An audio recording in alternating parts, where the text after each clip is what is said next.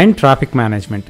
బాధాకరమైన విషయం ఏంటంటే ఇప్పటికీ హైదరాబాద్లో ఉన్న 95% విల్లాస్లో వెరీ పూర్ ట్రాఫిక్ మేనేజ్మెంట్ ఉంటుంది. మోస్ట్ ఆఫ్ ద విల్లాస్లో you can literally see the dead ends అనమాట. అంటే ఒక కార్ వెళ్ళింది, ఒక విల్లాకి వెళ్ళింది, అక్కడే బయట విజిటర్ పార్కింగ్స్ ఇవన్నీ కూడా ఎక్కువ ఉంటుంటాయి.